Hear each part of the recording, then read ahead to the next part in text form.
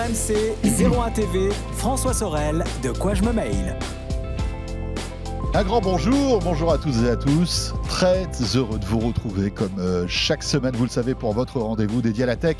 De quoi je me mail le dimanche matin sur RMC, mais aussi en vidéo sur 01 TV, la chaîne sur les box, sur 01tv.com, sur la chaîne YouTube aussi de 01 TV, puis en podcast audio aussi sur l'appli RMC, bien sûr. Tiens, petite nouveauté, si vous nous regardez à la télé sur votre box Free, SFR, Orange, eh bien la nouveauté c'est que maintenant 01 TV est disponible en replay et vous pouvez retrouver tous les programmes de 01 TV depuis quelques heures. C'est nouveau chez Orange et chez Free, et notamment De quoi je me mail. Donc vous n'êtes plus obligé de regarder sur le web depuis votre box, ça marche aussi. Au menu de ce De quoi je me mail tout à l'heure, on va s'intéresser au smartphone reconditionné, qui est un marché immense qui évidemment a une particularité, hein, c'est cette notion d'éco-responsabilité, et puis aussi de faire perdurer un produit high-tech et notamment un smartphone pendant plusieurs années. On en parlera avec mon invité David Mignot, qui est le cofondateur de Yes, qui est un acteur français qui s'est lancé dans le reconditionné.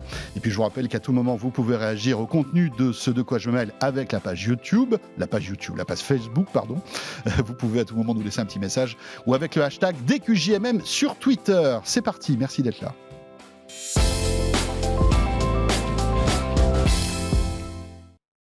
Et bien sûr, le club de la presse IT pour commencer avec Emmanuel Paquette qui est avec nous cette semaine. Salut Emmanuel. Bonjour François. Journaliste à l'Express. Et avec Emmanuel, on va commenter l'actu tech de cette semaine. Et on va commencer par l'opérateur Orange qui, après SFR, on en parlait la semaine dernière, hein, lance sa 5G avec un lancement, on va dire, assez intéressant, hein, 15 villes dès le départ, Emmanuel. Ouais. Alors 15 villes, effectivement, c'est beaucoup par rapport à SFR qui a annoncé Nice, mais en premier dans la course à la 5G pour les opérateurs, donc c'est un coup marketing. Là, effectivement, 15 villes, et dans les 15 villes, on retrouve Le Mans, Nice, Marseille, Angers. Mais alors pas d'autres grandes villes, on ne trouve pas Lyon, on ne trouve pas Bordeaux. Alors tout ça parce qu'on sait, et Paris notamment. Pourquoi ? Parce qu'aujourd'hui, il y a plusieurs municipalités qui ont demandé alors, soit des moratoires, soit des études complémentaires sur la 5G.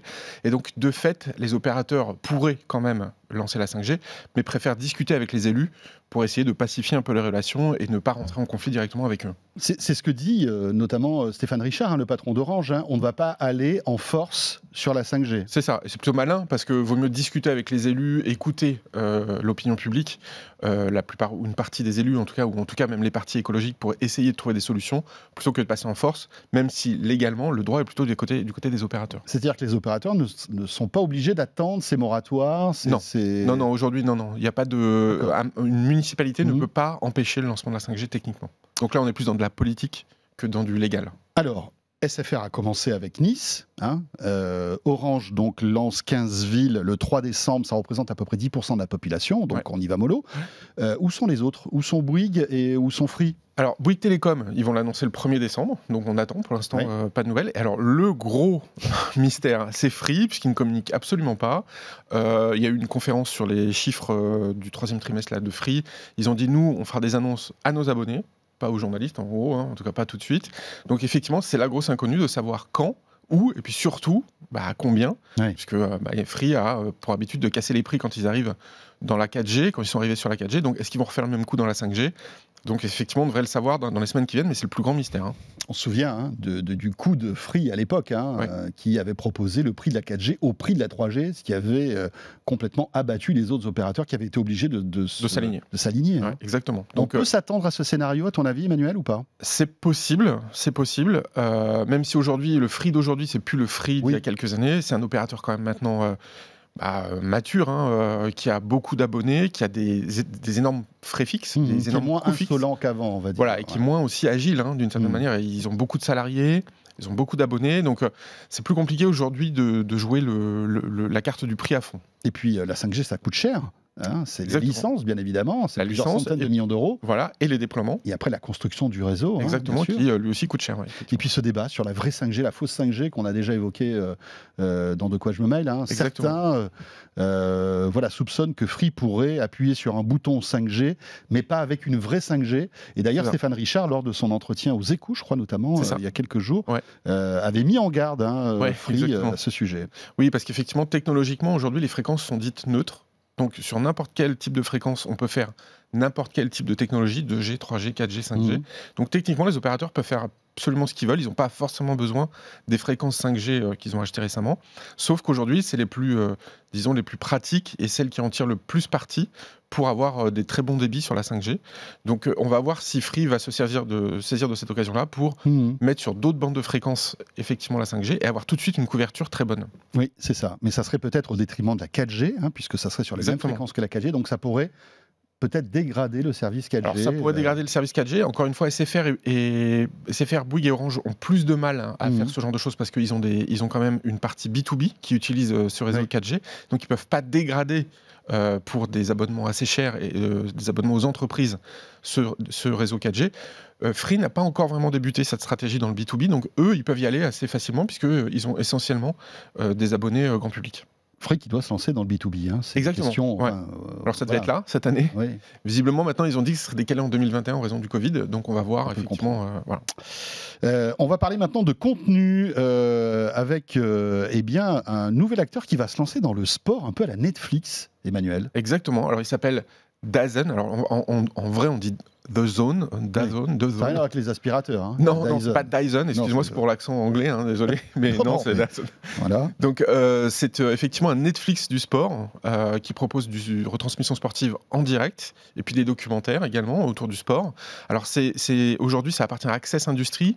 Alors Access Industries, ça vous dit rien, mais si je vous dis que c'est Len Blavatnik, donc c'est un milliardaire ukrainien qui est maintenant installé à Londres et qui détient notamment Warner Music, qu'il a introduit en bourse récemment, qui détient aussi Deezer, qui est l'actionnaire majoritaire de Deezer, et qui a également du coup cette plateforme qui va être présente dans plus de 199 pays, qui a des droits assez importants dans certains pays. En Allemagne, par exemple, ils diffusent la Bundesliga. Aux États-Unis, ils ont des droits sur la NFL, donc la Ligue de football américain. Alors en France, ils vont se lancer le 1er décembre à 1,99 € par mois, donc quasiment rien, mais avec pour l'instant très peu de contenu à notre connaissance, simplement de la boxe pour l'instant, mais on s'attend à ce qu'ils essaient de récupérer des droits sportifs pour essayer d'enrichir leur catalogue. Donc c'est un petit peu le nouvel acteur qui peut un peu tout bousculer. Oui, voilà, c'est pas le futur téléfoot, on est d'accord. Pas tout de suite en tout cas, non, ça c'est sûr. Enfin, cela dit, c'est pas la fiesta pour téléfoot. C'est pas la fiesta pour. Alors en revanche, ce qui laisse entendre qu'il y aurait quand même vraiment des grosses ambitions, c'est qu'ils ont embauché Kevin Mayer, l'ancien responsable de Disney+, qui est arrivé à la tête d'Access Industries. Et dans Disney+, il y avait ESPN+, qui est le plus grand distributeur aux États-Unis de contenu sportif, donc NBA, NFL, MLB, enfin donc le baseball. Ils ont quasiment tous les droits. Donc c'est quand même quelqu'un qui a une très bonne connaissance, des deals, et puis deux, de la stratégie du online. Après le sport, c'est vrai que ce sont des marchés, comme tu disais, très locaux. Oui, finalement, si tu as la NBA en France, alors évidemment, ça va toucher une niche. Importante quand même. Il y a beaucoup de fans de basket, mais ça ne sera pas aussi puissant que le football. Non, exactement. Donc la vraie question, c'est est-ce qu'ils vont acquérir des droits de retransmission de la Ligue des Champions ou de la Ligue de football. Ce qui est intéressant aussi, c'est de voir que la SVOD, ce n'est plus que des programmes en VOD, ça peut être aussi une partie de direct. Oui. Et on voit que le sport aussi est quelque chose d'assez intéressant. C'est Amazon qui s'était lancé, qui se lance un petit peu, qui fait des expérimentations dans certains pays. Facebook aussi. Voilà. Ils ont acheté des droits et YouTube aussi ont acheté des droits. Alors généralement, c'est des droits. Ils achètent des droits là où il n'y a pas beaucoup de concurrence. Par exemple, en Inde, où Facebook a acheté énormément de droits. Amazon, par exemple, a racheté les droits de Roland Garros pour la retransmission de certains matchs. Ils avaient pris du Wimbledon aussi il y a quelques années. Ils avaient pris du Wimbledon, oui. C'était pas tout le Wimbledon, c'était certains matchs. Non, alors et les autres avaient été pris par Twitter. Oui, c'est ça. Twitter avait retransmis aussi des matchs de Wimbledon. Alors pas les gros matchs, mais des matchs. Donc on voit que les GAFAM au sens large mettent un peu le doigt là-dedans et ils essaient de voir ce que ça peut leur rapporter.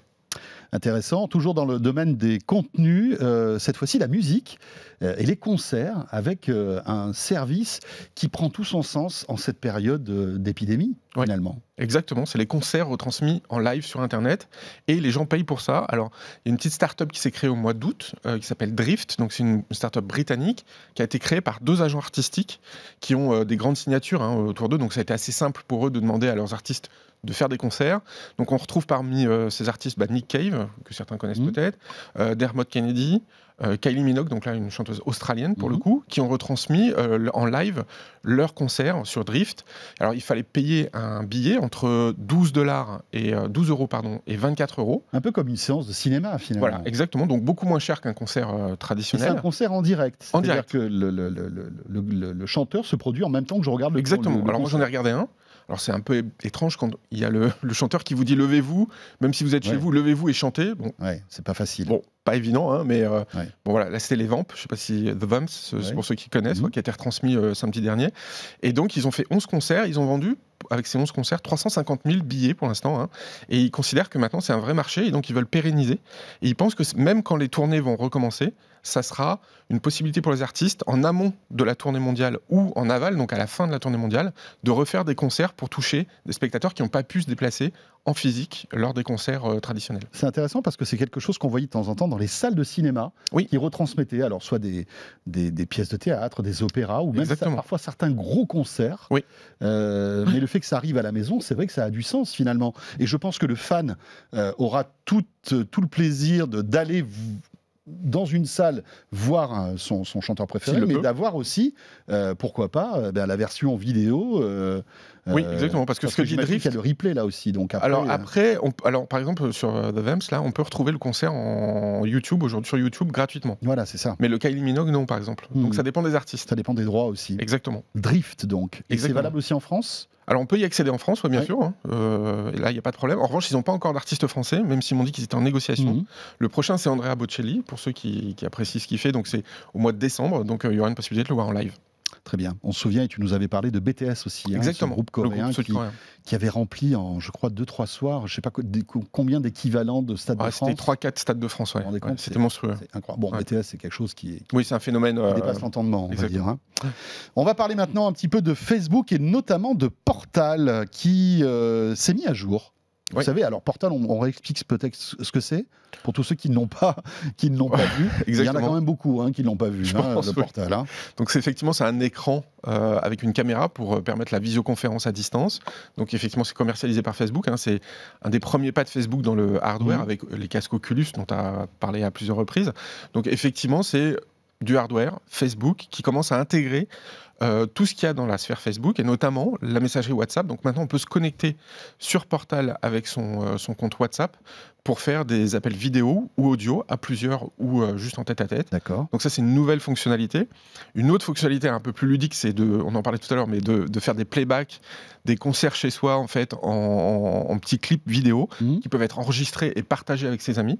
Donc ça, c'est une deuxième fonctionnalité dans la mise à jour.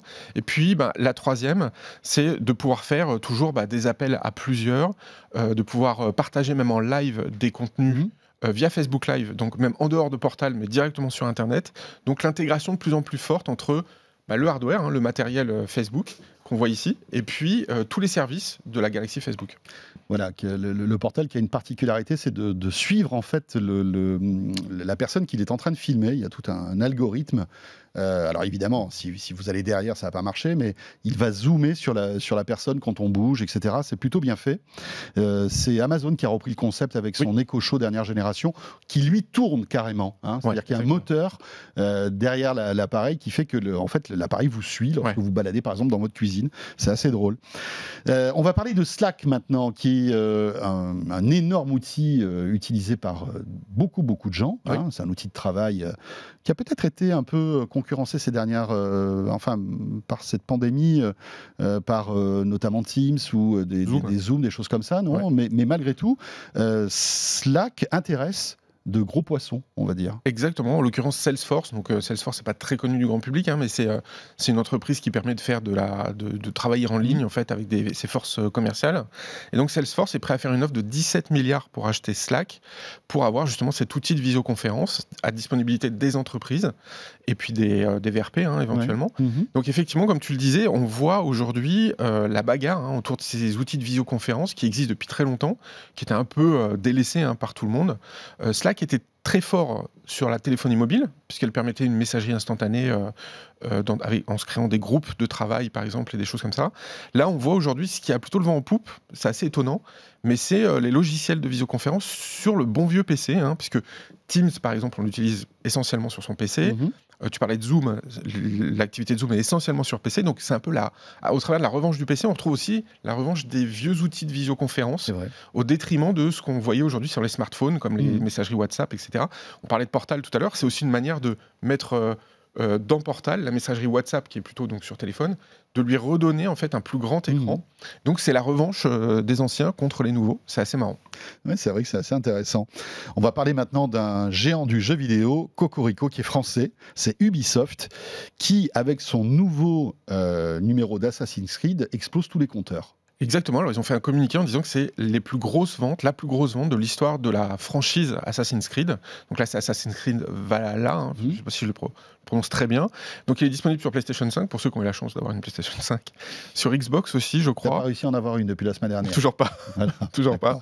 Visiblement, il y a eu des rassorts, mais ça part très très vite. Hein, c'est compliqué, c'est compliqué. Pour Sony. Et donc, voilà, Assassin's Creed a, jusqu'à la semaine dernière, été numéro 1 des ventes. Bon, là, ils se sont fait un peu dépasser par une autre franchise monstrueuse, c'est Call of Duty avec Cold War, donc le dernier Call of Duty d'Activision. Donc, mais quand même, Assassin's Creed se tient plutôt bien, il est en 2e ou 3e position des ventes. Donc c'est vraiment visiblement un énorme carton. On va avoir les chiffres, je pense, d'Ubisoft dans les semaines ou mois qui viennent. Donc voilà, c'est le retour de cette grosse franchise qui plaît toujours autant, même qui plaît plus qu'avant, dans une nouvelle époque et surtout avec des nouveaux décors. Avec l'ère viking pour cet épisode. Que moi j'ai commencé, en fait j'ai joué 1h30, c'est passionnant, hein, évidemment. Alors sur PlayStation 5 les graphismes sont magnifiques, même si c'est pas vraiment un jeu next-gen, on voit qu'il a été adapté de PlayStation 4 à PlayStation 5, mais la narration est plutôt sympa, et puis enfin voilà, c'est l'univers d'Assassin's Creed dans cet univers viking qui est quand même assez fascinant, quoi. Oui, donc exactement. C'est assez intéressant. Voilà pour Ubisoft. Et on va terminer par Carrefour, qui a été sanctionné par la CNIL. C'est même la plus grosse sanction prononcée de l'histoire de la CNIL, 2,2 millions d'euros, plus 800 000 euros encore pour Carrefour Banque, donc l'activité bancaire de Carrefour. Alors, c'est sur des faits qui remontent à 2019. La CNIL dit que depuis, Carrefour a modifié toute la problématique de suivi sur Internet, mais notamment, il conservait trop longtemps, par exemple, les données sur les cartes de fidélité. Donc, il y avait 28 millions de clients qui étaient dans une base de données vieille de 5 à 10 ans.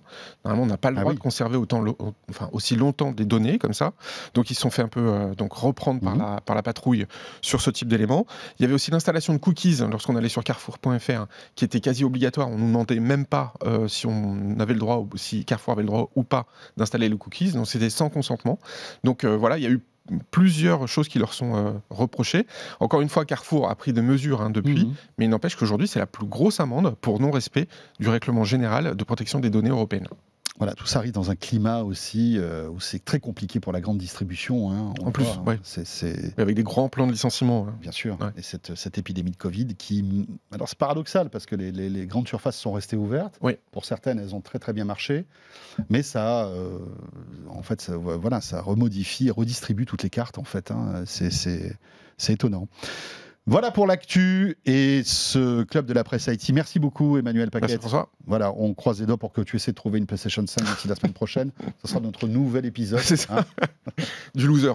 Voilà, donc, écoutez, si vous avez une PlayStation 5 qui traîne et que vous voulez faire plaisir à Emmanuel Paquette, n'hésitez pas, c'est jouable. Le smartphone reconditionné, c'est un sujet aussi passionnant. On va l'évoquer dans un instant, Emmanuel, avec notre invité, David Niot, qui est le cofondateur de YesYes, qui est un acteur assez récent, qui est arrivé en 2018 sur ce marché du reconditionné. On va tout savoir et puis surtout, on va se poser la question, est-ce qu'aujourd'hui, ça vaut le coup de s'offrir un smartphone reconditionné et à quel prix surtout? À tout de suite et merci d'être là. De quoi je me mail sur RMC et 01 TV.